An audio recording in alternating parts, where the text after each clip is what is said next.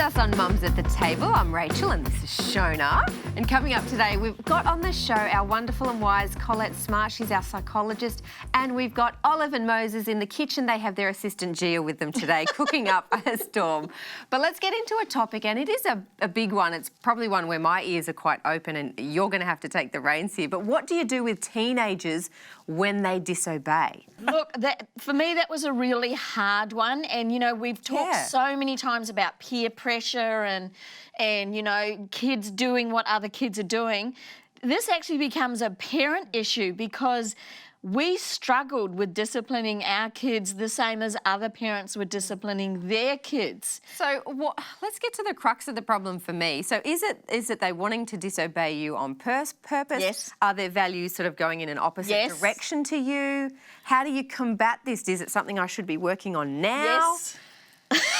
And yet I still don't feel like it helped. Look, I think one of the biggest things with teenagers is, and with my boys especially, they wanted to grow themselves, their own attitude. They wanted independence. They had an attitude.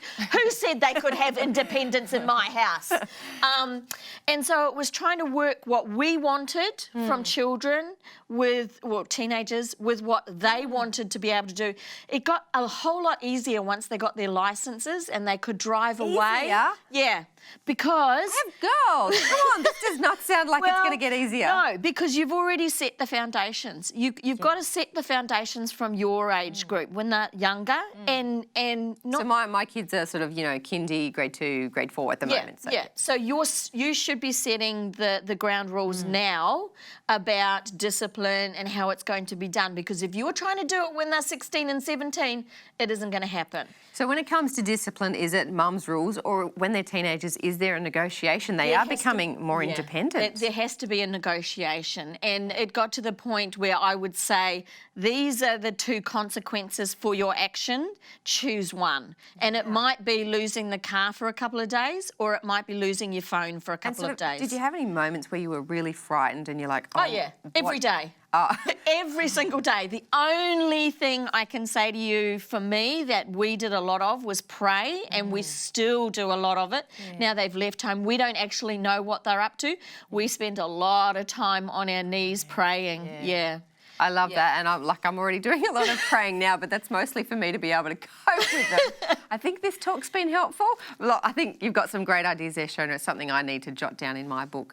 But yeah, what do you do with your teenagers when they disobey? Jump onto our social media. We would love to hear your thoughts to share with our village.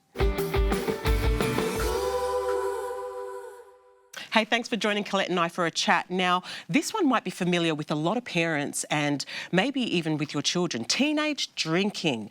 That's something that I guess affects a lot of parents who have teenagers, or maybe even their peers, their kids' peers.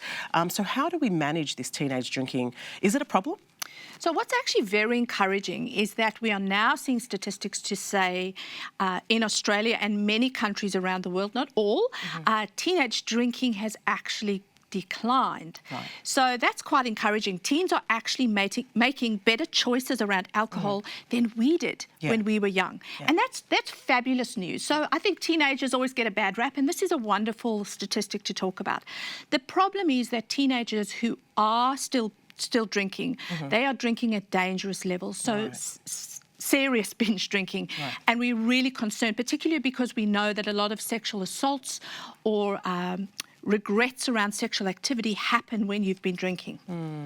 Now, how can, as parents, we talk to our kids about this? Because I know a lot of teenagers would be experimenting. Yes. So where is the line drawn between being an open parent but also telling your child, steer clear? Well, interestingly, on the parent side, one of the reasons that there is this decline is actually this reduction in parent supply of alcohol, because parents are becoming aware of the dangers and the detrimental effects to the developing brain. So we know that it inhibits the way teens can plan or think ahead. It impairs their judgment. There's a lot of bad decisions that happen, and it damages the brain. So parents are tending not to supply. The interesting thing is the myth that we even experienced when we were growing up was, well, if I give my child alcohol in my home in a safe environment in small quantities, they will actually make more responsible choices around alcohol. The opposite is actually true. Wow. When parents supply their children... I'm surprised by that, Colette. I'm really surprised by that, because I actually grew up in a time where some friends' parents did supply alcohol because they thought it was safer than having your children go and drink in the park or some dingy place. So, and the opposite is true. We actually see that when parents supply their children with alcohol, those children go out and drink at higher levels and more dangerous levels when they are outside their parents' home. And so I think it's important for us then just to be careful with our teens when they go out to parties. To say to teens, just say no, is crazy. I mean, the peer pressure is enormous. We actually need to give them scripts to say, safe outs. Oh, you know, I've got sport tomorrow, or I've got a really bad headache, or my mum's got to pick me up, she forgot it's grandma's birthday, or give children options before they get into that situation. Also, peer pressure, positive peer pressure, is powerful. So when our young people have begun to learn that the majority of their generation is choosing to drink less, that is actually having an effect on their choices. I love that. And I also think as parents, we have some sort of responsibility to our children to model better behaviour. Absolutely. I think the way we behave around alcohol and our relationship with alcohol speaks volumes. And so that's a very important part of the equation. Yeah, look, I think it's something that you can't stop, but what you can do is think before you drink and take some of these tips that Colette has shared with us today. And I think also what's important is that if people are struggling, they seek professional help and seek advice. So important. Get that professional help. Now, I don't know about you guys, but one of the craziest things we used to watch on TV was the funniest videos when they were around. And we would crack up laughing with the kids.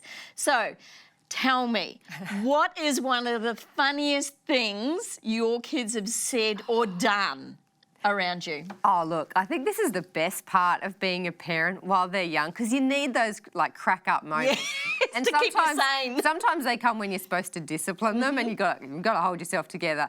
One of the funniest things my eldest daughter did, and it was to her youngest sister, so I won't say names here, I won't dob them in, but I found this piece of paper written on the floor. She must have dropped it. And I picked it up and read it, and it said, "This is younger sister's reusable coupon for a kick in the face." And I just cracked up. Because, you know, my eldest is normally so sweet and lovely. She'd obviously had enough with her younger sister. Oh, but you find these little things that, you know, and we obviously had a little chat about it after I'd recomposed myself or composed myself. But kids do the funniest things. Yeah, they do. They do. Look, and I'll give you one of our instances. We had so many from the kids running up and down the backyard after they were nude and they'd painted themselves with paint instead of painting the paper. But one of the ones that I remember the most, and our youngest brought this up to me the other day, he said, "You know, Mum, you were the worst at being the tooth fairy." Oh. I said, "Why?" And he said, "You know, we'd put our teeth underneath the pillow and wait for the gold coin to come, and it would never happen, and they'd have to do it for a number of days, and then I'd remember that, oops, the tooth." Slackest tooth fairy ever. Slackest tooth fairy. But he said the best one was one day when he came out and there was this glitter explosion in the kitchen, and I had put the It's the worst. But I had put the coin into a container and put glitter around it, and the cat had got up on the bed and there was just glitter everywhere, and it's, you know, it was the cat and the kids and me. It was so funny. It was a horrible mess to clean up, but yeah, I bet. Yeah, Glitter's the worst. It's a parent's nightmare. Look, I've had some really awkward ones too, so I wouldn't say they're funny because, you know, we've been camping, and, you know, sometimes camping when there's public showers and whatnot and all that, you know, we've had some really awkward conversations where the rest of the shower goes quiet. Yes, and they hear you. Hush, hush. We would love to hear from you. There's got to be some great stories out there. Please jump onto our social media and let us know some of the funniest things your kids have said. we are going to show you an easy recipe.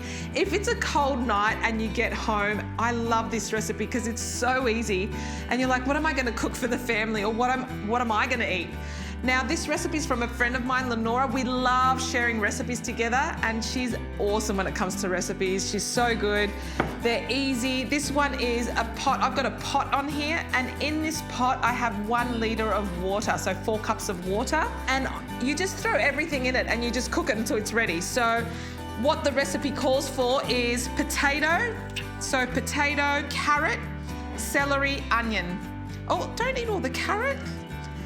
That's all it is. Potato, carrot, celery, onion. So you throw that in there. So they're your veggies. It's such a hearty soup and a stew, and it is so healthy. And then lentils. So it's a lentil stew. So just the lentils, put the lentils in there. Then we'll put the seasoning in. Just a second, because Moses wants to have a look. Can you see? Now, for the seasoning. Okay, so for the seasoning, I'm going to use some curry powder, some really nice Himalayan salt, a vegetable stock cube, and just a bay leaf. Very good. It's a leaf. It's a bay leaf. Can you say bay leaf? Bay leaf. And you throw all that in there, and there it's finished. That's it. So now all I'm going to do is cook it. So I cook it on a medium heat.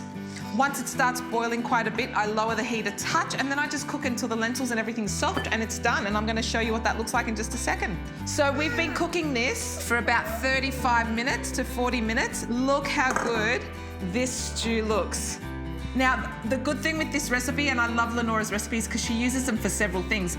She adds some breadcrumbs and a few other things to this, and then puts it and makes sausage roll, puts some pastry down, and she makes sausage rolls and puts them in the freezer with any leftovers.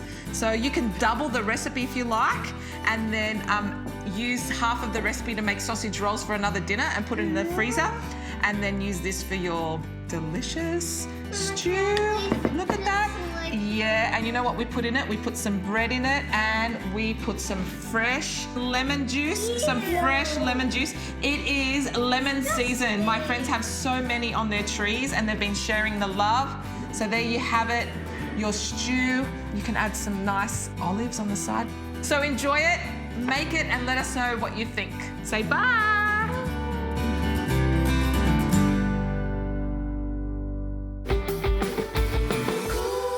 Well, that is it from us today. Thank you, Shona. You're welcome, thank you. Oh, you're welcome too. Don't forget, if you are looking for a village and some support, we've actually got our Mums at the Table Facebook group. It is a fantastic group of lots of supportive women. You can ask any question there you like. So please go and jump on and have a look at that. Otherwise, that's it from us. We'll see you next time. Bye. Bye.